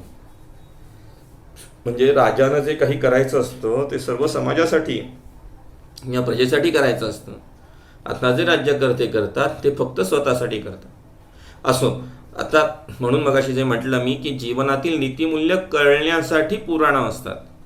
मग ती कशा पद्धतीनं की केवळ राजानं त्याच्या केवळ कुटुंबाचा, केवळ सैन्याचा, केवळ त्याच्या राज्यातील राजांचा किंवा प्रजेचा एवढा विचार न करता पूर्ण पृथ्वीवर तलावरती जे जे कोणी आहे त्यांचा उद्धार कशा पद्धतीने होईल त्यासाठी नर्मदा मैयाला आणलं. म्हणजे जे केलं चांगलं ते सगळ्यांसाठी केलं, हा एक गुण ह्याच्यातून शिकण्यासारखा आहे. आता इथे जसं मी म्हटलं तसं युगांयुगांमध्ये मनवंतरांमध्ये ह्याच्या अवतरणेच्या अनेक कथा आपल्याला समोर येतात. त्याच्यामध्ये प्रथम अवतरण जे झालेलं आहे ते आदिकल्पामध्ये सत्ययुगामध्ये झालेलं आहे. दुसरं अवतरण जे झालेलं आहे ते दक्ष सावर्णी मनवंतरामध्ये झालेलं आहे. तिसरं वैष्णव मनवंतरामध्ये राजा पुरुरवाद्वारा नर्मदा मैयाचं अवतरण झालेलं आहे. आता पुढे हे अवतरण पाहिल्यानंतर आता तिच्या काठांवरती जे जे काही क्षेत्र आहेत त्या क्षेत्रांचे महिमा वर्णन करणारे काही कथा आहेत त्या आपण संक्षेपाने बघूया. छोट्या छोट्या आहेत, म्हणजे मुळात छोट्या म्हणण्यापेक्षा त्याचा एक एक अध्याय त्या ठिकाणी वर्णन केलेला आहे, पण आपण त्याचा एक छोट्या छोट्या प्रमाणामध्ये बघूया. नदीच्या उत्तरेकडील बाजूला अनंतपूर आहे, जिथे अनंत सिद्धी लिंग जे आहे ते लोकप्रिय आहे आणि ते सावर्णी, कौशिक, अघमर्षण सारख्या महर्षी व्रत आणि तप करण्याचं केंद्र असल्याचं सांगितलं जातं. ऋषी वाल्मिकी यांनी मोक्षप्राप्तीपर्यंत तेथे बराच काळ वास्तव्य केल्याचं सांगितलं जातं. म्हणजे अनंतपूर जे क्षेत्राचं वर्णन आता आपण बघतो आहोत. पुढे दीपेश्वर किंवा व्यास तीर्थ नावाचं आणखीन एक महत्त्वाचं तीर्थ आहे, जिथे कार्तिक कृष्ण चतुर्दशीला स्वर्गवास करणाऱ्या वृषभदानासाठी ते ओळखलं जातं. म्हणजे त्या तीर्थाचा क्षेत्र महिमा असा आहे की तिथे वृषभाचं दान करावं. म्हणजे जे गरुड पुराणामध्ये वृषोत्सर्ग किंवा थोडक्यात नंदीचं दान करावं अशा पद्धतीचं किंवा गोदान करावं अशा पद्धतीचं जे काही विधानं येतात ते त्या ठिकाणासाठी महत्त्व आहे. पुढे नर्मदामध्ये येणारं संगमक स्थानाची काही महात्म्य आपल्याला याच्यामध्ये पाहायला मिळतात. त्याला वरंगण संगम शारीरिक आजार दूर करण्यासाठी लोकप्रिय आहे. या संगमाजवळ शिवक्षेत्र आहे की जिथे सूर्यग्रहणाच्या वेळी स्नान आणि दान करण्याचे विधी कुरुक्षेत्राप्रमाणेच परिणाम देतात. नर्मदा शिव आणि विष्णूचं निवासस्थान आहे की ज्याला उत्पलवर्त म्हणतात, की ज्याचे 1000 डोके आहेत. मानव तर दूरच तेथील माशा आणि पक्षीही हरिधामपर्यंत पोचतात अशी श्रद्धा आहे. म्हणजे नर्मदा मैया ही सूक्ष्म जीवांचा, प्राण्यांचा, पशूंचा, पक्ष्यांचा देखील उद्धार करते, ह्याचा फलश्रुती देणारं हे क्षेत्र आहे. पुढे त्रिपुरी क्षेत्र हे लोकप्रिय आणि शक्तिशालक असं तीर्थक्षेत्र म्हणून ओळखलं जातं. तिथे 8 स्वयंभू लिंग प्रगट होतात की जिथे कोणत्याही सद्गुण कृतीमुळे जीवनाची अनेकविध फळं मिळतात. म्हणजे त्या ठिकाणी तुम्ही जे जे काही कराल अशी ते स्थान महात्म्य त्या तटावरती, संगमावरती, तिथं असणाऱ्या बाणलिंगावरती, म्हणजे मगाशी जसं सांगितलं तसं की नर्मदेश्वर स्थित काठावरती जर काही संबंधित बाणलिंग असेल किंवा एक क्षेत्र असेल तिथं जो कोणी शिव आराधना करतो ते शिवलोकाची प्राप्ती करतो. पुढे आपण कथानक बघूया की मार्कंडेय ऋषींनी त्रिपुरी क्षेत्राबद्दल एक मनोरंजक कथा सांगितली आहे. स्वयंभू मनु जो पहिला मनु आहे त्याच्यामध्ये अयोध्येत झोपेत असताना दूरवरच्या घंटांचे आवाज ऐकले आणि वसिष्ठांनी मनुला समजावून सांगितलं की तो आवाज पवित्र नर्मदेच्या काठातील त्रिपुरीतून आलेला आहे. म्हणजे कैलास, वैकुंठ आणि इंद्रलोक यासारख्या स्वर्गीय लोकांसाठी नियत असलेल्या सद्गुणी मानवांच्या छतावरून उडणाऱ्या विमानातून तो ऐकून येतोय. असा आवाज कुठून येतोय तर वसिष्ठ ऋषींनी त्याचं वर्णन करून सांगितलं आणि स्वयंभू मनु ताबडतोब त्रिपुरीला रवाना झाले आणि अश्वमेघासह अनेक यज्ञविधी तिथे त्यांनी केले आणि देवी नर्मदेला प्रार्थना केली की ज्यांनी मनुला आशीर्वाद दिला की त्याच्या वंशात त्रेतायुगात एक सिद्ध भगीरथ राजा जन्माला येईल. आणि पवित्र गंगा या आकाशीय लोकांमधून आर्यावर्तमध्ये आणण्यात यशस्वी होईल. त्रिपुरी क्षेत्रात भृगु ऋषींनी 3ऱ्या डोळ्याच्या दर्शनाची इच्छा असल्यानं त्रिलोचन शिवाची प्रार्थना केली आणि शिवानी त्यांच्या प्रकटीकरणासाठी आशीर्वाद दिल्यामुळे ऋषींना सिद्धी प्राप्त करण्याचे आणि त्यांच्या उपस्थितीत नेहमीच भृगु तीर्थाची निर्मिती करण्याचे वरदान तिथे मिळालं. म्हणजे मुळामध्ये तो आवाज तिथे त्यांनी ऐकला त्या मनु म्हणजे स्वयंभू मनुनी आणि तिथे वशिष्ठांनी जागं केलं. जागं केल्यानंतर ते त्रिपुरीला आले. तिथे अश्वमेघाचे यज्ञ केली. यज्ञ केल्यानंतर तिथे नर्मदा मैयाने तिथे आशीर्वाद दिला की तुझ्या वंशामध्ये भगीरथ नावाचा राजा येईल आणि तो भगीरथ नावाचा राजा तुझ्या ह्या पितरांचा उद्धारासाठी गंगेला अवतीर्ण करेल. आणि मग पुढे तिथे भृगूंना सुद्धा आशीर्वाद दिल्याची कथानक पुढे त्याच कथानकाशी जोडून येते. आणि मग भृगू तीर्थाची निर्मिती करण्याचं आणि मग भृगू, शूली, वेद, शंख, मुख, अट्टहास, काल आणि कराली या 8 रुद्रांचं प्रकटी करण्याचं आणि पापनाश करणारं म्हणून भृगू तीर्थांच्या त्या ठिकाणी भृगू तीर्थाला वरदान तिथे दिलेलं आहे. त्याचप्रमाणे सोम म्हणजे चंद्र यांनी गंगा, जमुना आणि नर्मदा या 3 नद्यांचा संगम म्हणून सोमतीर्थाची स्थापना करण्याची शिवाला प्रार्थना केली आणि नर्मदेच्या तीरावरती तिथे नर्मदापुरी नावाचं एक क्षेत्र आहे. असं एक कथानक त्या चंद्राला पण तिथे वरदान दिल्याचं आपल्याला पाहायला मिळतं. छोटी छोटी कथानकं आहेत, त्याचे वेगवेगळे अध्याय आहेत. पुढे ऋषी मार्कंडेय यांनी पुढे एक आता नर्मदापुरीचं एक आख्यान आहे, ते आपण पुढे विस्ताराने बघूया. त्या क्षेत्राचं महात्म्य ऋषी मार्कंडेय यांनी त्रिनेत्र कुंडाच्या निर्मितीबद्दल युधिष्ठिराला स्वीकारायची प्रसिद्ध घटना सांगितली आणि शिवलिंगाच्या परम भक्ताला लिंगात 3रा डोळा नसल्याचं आढळलं. त्यांनी तीव्र वेदना आणि रक्तप्रवाहाचा प्रतिकार करून शिवलिंगाच्या 3ऱ्या डोळ्याच्या स्थानावर तो चिटकून स्वतः जाकीचा डोळा कापला आणि महादेव अंधश्रद्धेनं त्या त्यागाच्या भावनेनं आणि अथक भक्तीनं त्या निषादासमोर प्रकट झाले आणि शिवसायुज्य म्हणून त्याला शिवाची एकात्मतेची प्राप्ती झाली. म्हणजे त्या शिवलिंगावरती तिथे डोळा न दिसल्यामुळं स्वतःचा डोळा तिथे त्यांनी बसवला. अशा पद्धतीची एक कथानक आपल्याला तिथे येतं. शांडिल्य गोत्राचे संस्थापक ऋषी शांडिल्य यांच्यानंतर शांडिल्य तीर्थाची स्थापना झाली, ज्यांनी नर्मदेच्या काठावरती महेश्वरला तपस्या केली होती. तसेच इतर 2 लिंगांसह पंचब्रह्मेश्वर, पुष्पेश्वर, शांडिल्येश्वर तीर्थत्रय म्हणून प्रसिद्ध होते. तिथं लिंग आणि पितृतर्पण पिंडप्रदानाची पूजा केली जाते. असं एक शांडिल्य ऋषींनी स्थापना केलेलं किंवा शांडिल्य ऋषींनी आराधना करून तिथे त्यांना आशीर्वाद मिळालेलं एक क्षेत्र शांडिल्येश्वर म्हणून आहे. पुढे मांधाराच्या प्रार्थना बघून म्हणजे तो एक कथानक आपण पुढे बघूया. मार्कंडेय ऋषींनी युधिष्ठिराला सांगितलं अजून एक प्रसंग आहे की जो राजा इंद्रयुग्मशी संबंधित आहे. नर्मदेच्या काठावर महायज्ञ करणाऱ्याला ओंकारेश्वर लिंगाचं दर्शन घेतलं आणि ओंकारेश्वर लिंगाच्या मध्यभागी महादेवाच्या आतील लिंगाच्या ठिकाणी तेजस्वी दृश्य पाहिलं आणि त्यांना भगवान विष्णूंचे त्यांच्या पूर्ण तेजस्वी आणि अलंकृत 4 रूपात ओंकारेश्वर लिंगाच्या वरच्या भागात शंख, चक्रा, गदा आणि कमळ असलेले विशेष दृश्य दिसलं आणि त्याची त्यांनी प्रार्थना केलेली आहे. इंद्रयुग्म राजानं आणि राजानं विविध पवित्र नद्यांना विशेषतः गंगा, लिंगाच्या तळ्याला असलेली महानदी नर्मदेत सामील होण्याचं आवाहन केलं आणि नर्मदेला उत्तरेकडून दक्षिणेकडे अशा 7 शाखा प्रगट करण्याची तिथे आवाहन केलेलं आहे की जेणेकरून दान, तप, व्रत, होम, तर्पण यासाठी तिथं विधी सुलभ होईल.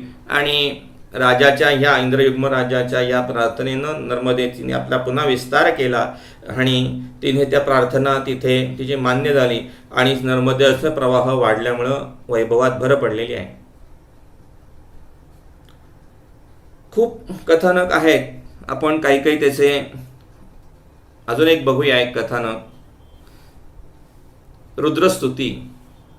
ओम शब्दाचा अर्थ सांगताना मार्कंडेयानं युधिष्ठिरांना सांगितलं की जेव्हा एखादी व्यक्ती त्या एकलक्षराचं पठण करत शेवटचा श्वास घेईल तेव्हा ती निश्चित परमगतीला प्राप्त होईल. म्हणजे जीवन जगत असताना केवळ कोणत्या साधनांवर आपल्याला काय प्राप्ती होते हे आपल्याला पुराण इथे वारंवार सांगत असतात. ओम एकाक्षरम राजन व्याहरण समानुस्मरण. वेदांची जी वेदमाता आहे गायत्री तीच मुळात ओंकारातून प्रगट झालेली आहे. ओंकार एकाच शब्दात ब्रह्मा, विष्णू आणि महेशाच्या त्रिमूर्ती दृढपणे स्थापित केलेल्या आहे. ओंकार हाच वेदांचा आधार आहे, ज्याच्यापासून श्रुती रूपांच्या शाखा पसरल्या आहेत. स्मृती आणि आगम ही फळे, फुले, पाने आहेत. त्याप्रमाणे ओंकार हे सर्व ज्ञानशास्त्रांचे मूळ आहे. त्याचप्रमाणे शिव हा सर्व देवतांचा उगम. सकाळ, माध्यान्ह आणि संध्याकाळ या 3 संध्या, अग्नीचे 3 प्रकार, 3 लोक, धर्माचे 3 वर्ग, अर्थ, काम, आणि हे सर्व ओंकार स्थापित आहेत, अशी इथे युधिष्ठिराला मार्कंडेयांनी ओंकाराचं महत्त्व सांगितलेले आहे.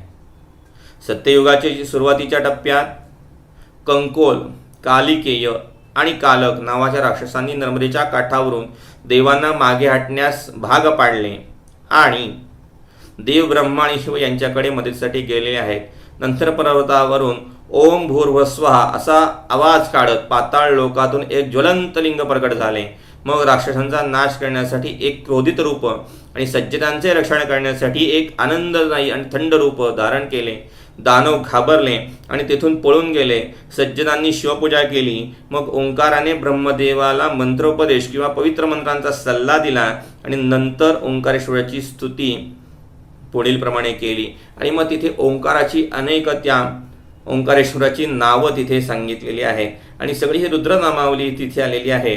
ब्रह्मदेवानं वरी सगळं स्तुती केली, साष्टांग नमस्कार करून परिक्रमा केल्या आणि मानसिक दृश्यीकरण केलं. शिव ह्या सर्व गोष्टींनी तिथे संतुष्ट झाले आणि ब्रह्मदेवाने भगवानांकडून वरदानाची इच्छा केली की जो कोणी हे रुद्रस्तोत्र वाचेल किंवा ऐकेल, त्याला मानसिकरित्या पाठ करेल, त्याला जीवनाचा आनंद मिळेल आणि त्याला पूर्णतः समाधान मिळेल. पुन्हा संवादातून साधनेची एक अभिव्यक्ती इथे झालेली आहे. आता हे क्षेत्र महिमेचे अध्याय आपल्या समोर येत असताना काही ऋषींची जी तीर्थ आहेत त्याच्यामध्ये मगाशी सांगितलं असं व्यास तीर्थ, कपिल तीर्थ, भृगु तीर्थ, भास्कर तीर्थ, सोमतीर्थ, संगम तीर्थ, गांजारा तीर्थ महिमा, राजा हरिकेशाची शुद्धी, कालहंसेश्वर तीर्थ महात्म्य. म्हणजे मुळात त्याची नुसती नावं जरी घ्यायची म्हटलं तरी खूप ती नावं आहेत आणि त्याचे एक एक अध्याय आहेत. आपण आता याच्यातलं एक नर्मदापुरम जे आहे त्याचं एक महात्म्याची कथा आपण बघूया. मार्कंड ऋषी सांगतात, पश्चिम भागी नर्मदापुरस्थान विख्यात आहे. तिथे जमदग्नी नावाचे ऋषी शिवपूजन करत होते आणि त्याने शिवशंकराला प्रसन्न करून घेतलं. म्हणजे ऋषींनी शिवाची आराधना केली आणि शिव प्रसन्न करून घेतलं आणि त्यांनी सांगितलं की मी यज्ञ, याग, अनुष्ठान, पूजन करतो, यासाठी मला आपण गौ प्रदान करा, कामधेनू प्रदान करा की जिच्या माझ्या ती कामनांची, सर्व कामनांची सिद्धी करेल. आणि म्हणून शिव तिथे प्रकट झाले. शिवांनी तिथे त्यांना आशीर्वाद दिला आणि त्यांनी तिथे तुला आम्ही कामधेनू शंकराने त्यांना प्रदान केली. आणि मग पुढे आपल्या अनुष्ठानामध्ये ऋषी अनुष्ठानरत झाले. काही दिवसांनी कार्तवीर्य राजाचं तिथे आगमन झालं. त्यांनी कामधेनूची मागणी ऋषींकडे केली, देण्यास नकार दिला आणि बलपूर्वक तो राजा तिथून ती कामधेनू घेऊन पुढे जाता झाला आणि जमदग्नींना त्यांनी मारलं. आणि जाता जाता त्या गायीने त्या कार्तवीर्य राजाला शाप दिलेला आहे की तू आत्ता मला खरं माझ्या मनाविरुद्ध, जमदग्नींच्या मनाविरुद्ध नेतोयस, पण जमदग्नी पुत्र परशुराम तुझ्या कुळाचा नाश करेल. आणि नंतर मग या परशुरामाने, आपल्याला ही कथा सर्व श्रुत आहे, सर्व परिचित आहे, आणि तो परशुरामाने येऊन कार्तवीर्याला पराभूत केलं आणि देवतांनी तिथे पुष्पवृष्टी केली आणि आपली कामधेनू घेऊन परशुराम आपल्या आश्रमामध्ये परत आले. आणि मग तिथे त्यांनी विशोका, एरंडिका, पावनी या 3 शिलांवरती आपल्या पितरांचं श्राद्ध केलं. देवद्रोणी स्थानी पिंडदान केलं. याच्याने ते सगळे पितर स्वर्गप्राप्तीला झाले. असं नर्मदापुरमचं महात्म्य आहे. नर्मदापुरम नावाच्या क्षेत्रामध्ये ही कथा घडलेली आहे. आता ही कथा अनेक ठिकाणी घडली, असं वेगवेगळ्या ठिकाणी सांगितलं जातं की इथे जमदग्नींचा आश्रम होता, इथे जमदग्नींचा आश्रम होता. पण नर्मदा पुराणांतर्गत त्या ठिकाणी नर्मदापुरम इथे या जमदग्नी ऋषींचा आश्रम होता आणि त्या ठिकाणी ही कामधेनूची घटना घडलेली आहे. मग आता याची फलप्राप्ती काय की याच्या श्रवणानं, कीर्तनानं देवलोकाची प्राप्ती होते आणि देवत्व प्राप्ती होतं. पुढे अजून एक सुंदर चरित्र आपल्या समोर या नर्मदा पुराणाच्या कथानकामध्ये येतं की मांधाता राजाचं चरित्र. याचे अध्याय आहेत विशिष्ट. युधिष्ठिर म्हणतात, मार्कंडेयांना प्रश्न करतात की मार्कंडेय ऋषी, मला आपण मांधाता राजाचं चरित्र सांगाल का? तर मार्कंडेय ऋषी तिथे पुन्हा संवाद रूपाने त्या मांधाता राजाचं चरित्र सांगायला सुरुवात करताय. मार्कंडेय ऋषी म्हणतात, इक्ष्वाकू वंशा दिवानाश्व राजा संतानहीन होता, वनभ्रमण करत होता आणि त्याला तहान लागलेली आहे. आणि पाणी न मिळालेलं आहे. वेळ अशी आहे की तिला पाणी मिळालेलं नाही. आणि मग त्या एका ऋषींनी त्याच्या पत्नीसाठी देण्यासाठी एक अभिमंत्रित असा कलश केला होता की ही त्या युवानाश्व राजाला ते पाणी द्यायचं त्या आश्रमामध्ये जिथे तो राजा थांबला होता. आणि नेमकं त्याला ती तहान लागली आणि त्या ऋषींनी जे अभिमंत्रित करून ठेवलेलं जल होतं की ते त्या युवानाश्व राजाच्या पत्नीला द्यायचं की ज्याच्या आशीर्वादाने तिला संतती होईल. पण त्याला तहान लागली. त्याने सर्व ठिकाणी पाण्याची मागणी केली. पाणी कुठेही न मिळाल्यानं त्यांनी तिथे जे ठेवलेलं जे तीर्थप्राशन होतं ते तीर्थ केलं आणि युवानाश्व राजाने ते पिलं. आणि नंतर ऋषींच्या विचारणा केली की ऋषींनी विचारलं की हे जल कोणी प्राशन केलं. तर ते ऋषी असं म्हणतात की अरे हे मी तुझ्या पत्नीसाठी सिद्ध करून ठेवलं होतं, हे तू कसं काय प्राशन केलंस. पण त्याच्या जाऊ दे म्हणाले, प्रारब्ध किंवा विधीचं जे विधान असेल त्याप्रमाणे ते घडेल. म्हणून आता हे जे प्राशन तू जल केलेले आहेस ह्याच्याने तू तुझा धारणा होईल, तू गर्भवान होशील. आता वास्तविकतः विज्ञान आणि आत्ताच्या युगात हे जर पाहिलं तर हे वेगळंच वाटेल की हे काय बाबा, एखादा पुरुष किंवा राजा कसा काय गर्भ त्याच्यामध्ये धारण होऊ शकतो. पण ही पौराणिक कथा इथे या पद्धतीने आलेली आहे. आणि मग त्या राजांना त्या ऋषींच्या आशीर्वादानं म्हणजे युवानाश्व राजांना जो ऋषींचा आशीर्वाद मिळाला त्या आशीर्वादानं 100 वर्षानं एक त्याच्या वामकुक्षीतून वामभागातून एक बालक जन्माला आलं. वास्तविकतः शरीराच्या वामभागाने 100 वर्षांनी ते बालक जन्माला आल्यानंतर राजाचा मृत्यू झाला नाही आणि ते बालक तेजस्वीपणे तिथे अवतीर्ण झालं.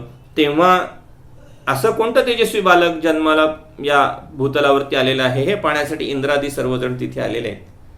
आणि मग त्यांनी सगळ्यांनी ऋषींनी इंद्राला विचारलं की अरे हे बालक आहे, पुरुषाकडून जन्म झालेला आणि ह्याचं आता पारिपत्य कोण करणार, ह्याला जे मातेचं दूध आहे किंवा जे काही याचं पालन पोषण आहे ते कोण करणार, असं ऋषींनी त्या इंद्राला प्रश्न विचारला. कारण सर्व जनांचे पालनाची जबाबदारी इंद्राची आहे. मग असं कोण तिथे ते पालन करणार. तेवढ्यात मग त्यांनी इंद्र तिथे कथेमध्ये उत्तर देतात एष माम दाता, की मी त्याला ते देऊन मी त्याचं पालन पोषण करेन. म्हणून त्यांनी तर्जनी अंगुलीनं त्या बालकाला दुग्धपान करवलं. म्हणून त्या राजाचं नाव मानधाता असं झालं.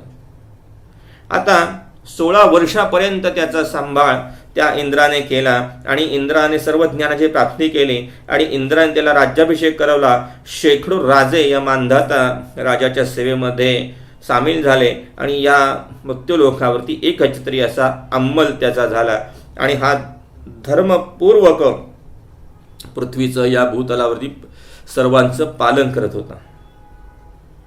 10 कोटी वर्ष राज्यकारभार याने केला. पण त्या 10 कोटी वर्षाच्या राज्यामध्ये 12 वर्ष घटना अशी झाली की दुष्काळ पडला, जलाचा कुठेही उपलब्धी झाली नाही. तर केवळ ह्याने इंद्राकडे पाहिलं आणि तिथे त्या पर्जन्य देवतेकडून पाऊस पृथ्वीवरती पडला. एवढा साक्षात्कारी अधिकारी हा राजा मानधाता इथे होऊन गेला.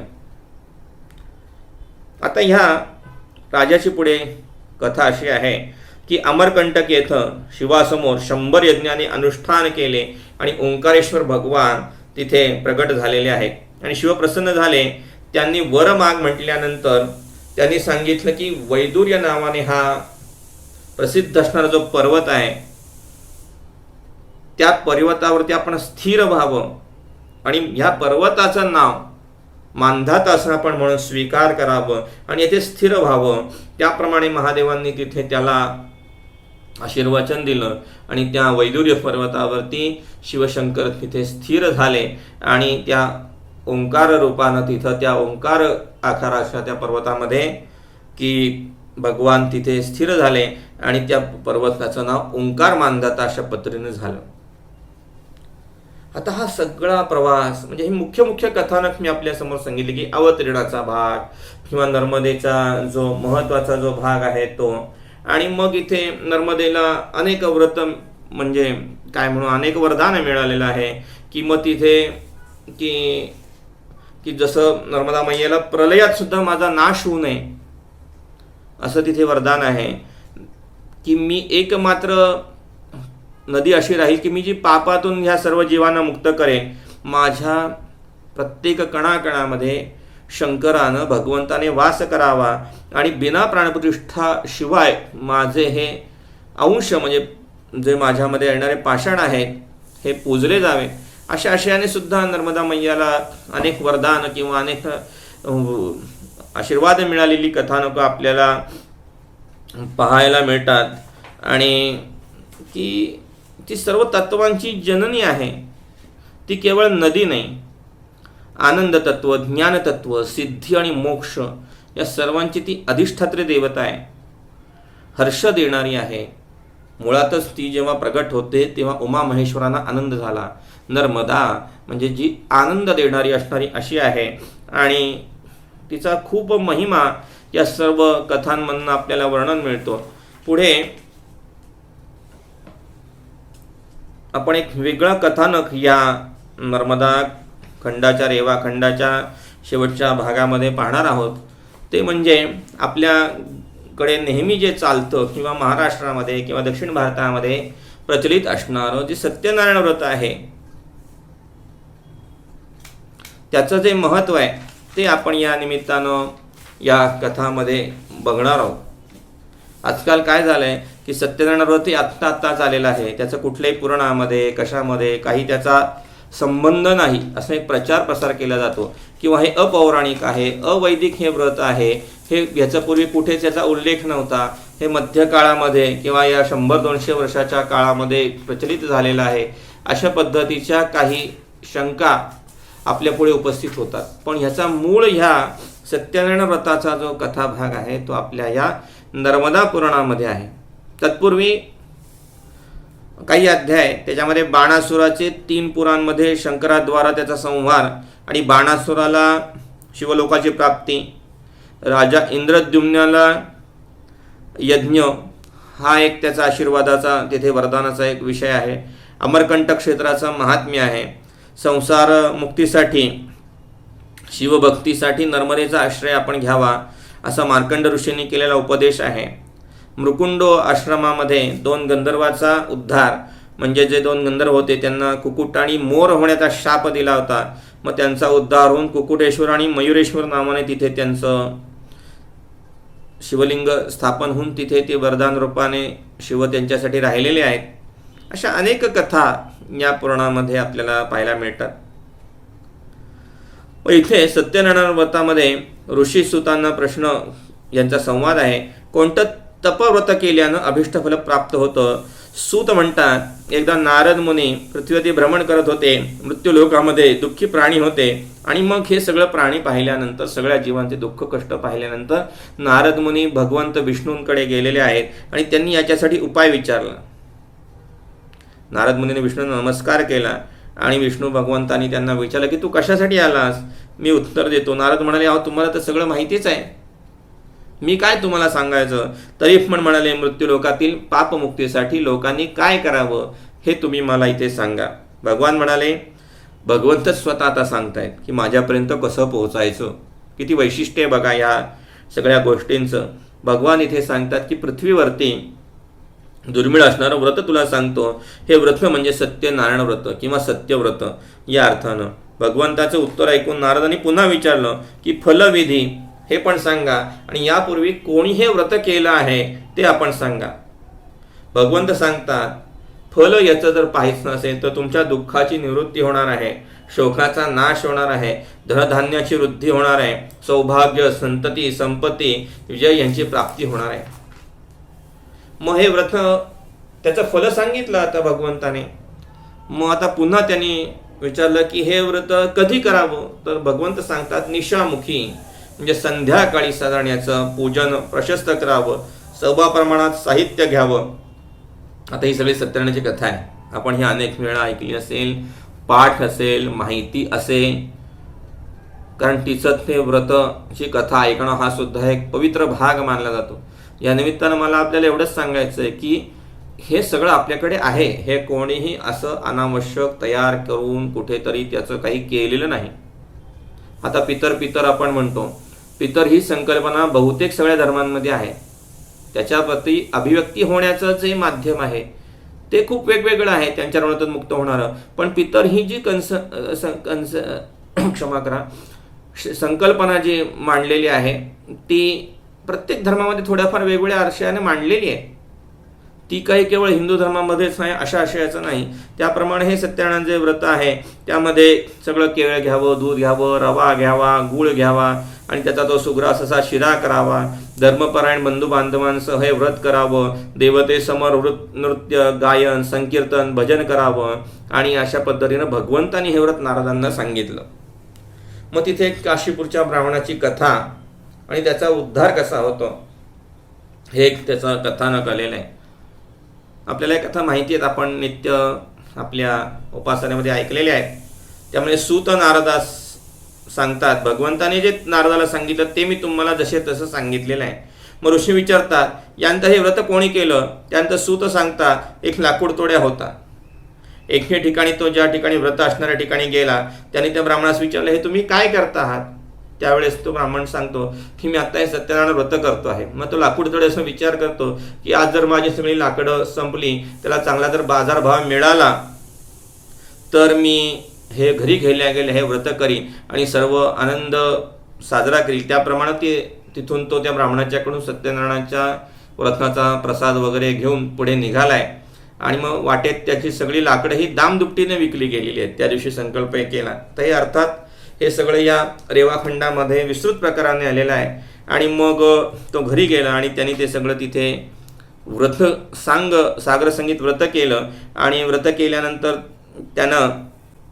त्याला पुढे वर्षभरामध्ये धनप्राप्ती झाली, पुत्रप्राप्ती झाली आणि इहलोकी प्राप्त होऊन तो सत्यलोकामध्ये प्राप्त झाला. विष्णू लोकामध्ये तो गेला.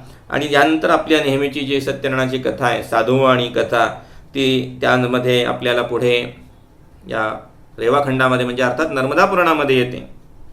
राजा उल्कामुख, राजा वंशध्वज आणि यांनी सत्यनारायणाचं व्रत कशा पद्धतीनं केलं आणि त्याची फलप्राप्ती, अशी ही साधारण या नर्मदा पुराणाची व्याप्ती आहे.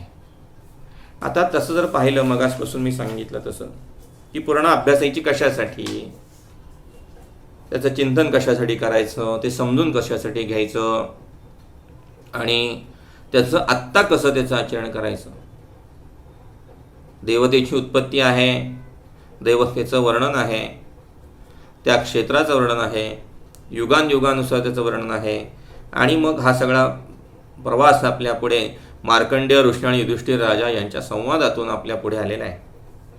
साधारण पाहिलं तर ह्या रेवाखंडामध्ये 130-129 अध्याय आपल्याला समजतात.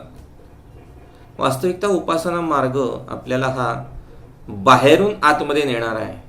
म्हणजे आत्म्याकडून परमात्म्यापर्यंतचा प्रवास आहेच, पण संसारातलं अशाश्वतातून शाश्वताकडे नेणारा हा मार्ग आहे. आणि त्याचे हे सगळे कथानक इथे आपल्याला दिसतात. आणि पुन्हा नर्मदा पुराण नावाचा जो स्वतंत्र ग्रंथ आहे की ज्याच्यामध्ये अंतरंगात साधारण पूर्वार्ध आणि उत्तरार्ध, त्याच्यामध्ये साधारण 230-235 अध्याय, 236 अध्याय आहे. उत्तरार्धात पुन्हा 116 अध्याय आहेत. आणि मग पुन्हा एक विस्तृतीकरणानं ह्या सगळ्या अध्यायांचं वर्णन आपल्याला आढळतं. आपण एखादी कृती जेव्हा धार्मिक करतो तर आपल्याला कायम आजकाल माहिती असं वाटतं की आपल्याला ते माहिती पाहिजे, हे का करायचं किंवा हे कशासाठी करायचं. मग का करायचं हे समजण्यासाठी पूर्वी कोणी केलं आहे आणि कोणी त्याचं फलप्राप्ती झालेली आहे हे आपण पाहतो. त्याप्रमाणे या कथांचा आपण अभ्यास करायचा, चिंतन करायचं आणि त्या ईश्वराची सेवा करायची. त्याच्यामध्ये मोठा जो भाग आहे नर्मदा परिक्रमेचा तो अत्यंत विस्तृत आहे. त्याचा आज आपण विस्तार या ठिकाणी केलेला नाही, कारण आजचा आपला चिंतनाचा जो विषय आहे तो केवळ नर्मदा पुराण आहे की जिची कीर्ती महती गावी आणि प्रत्येक क्षेत्रचं संगमस्थान जे असेल असे अनेक स्थानांचं तिथे आपण वर्णन पाहिलेलं आहे. आद्य परिक्रमा करते, आद्य ह्या नर्मदेची उपासना करते मार्कंड ऋषी यांच्या संवादातून आपल्याला ही ज्ञानाची प्राप्ती झालेली आहे. तर आता आपण ह्या नर्मदा मैयाची जी प्रचलित नर्मदा गायत्री आहे तिचं स्मरण करूया आणि या सेवेला विराम देऊया. ही सेवा ओंकारेश्वराच्या चरणी, नर्मदा मैयाच्या चरणी अर्पण करूया.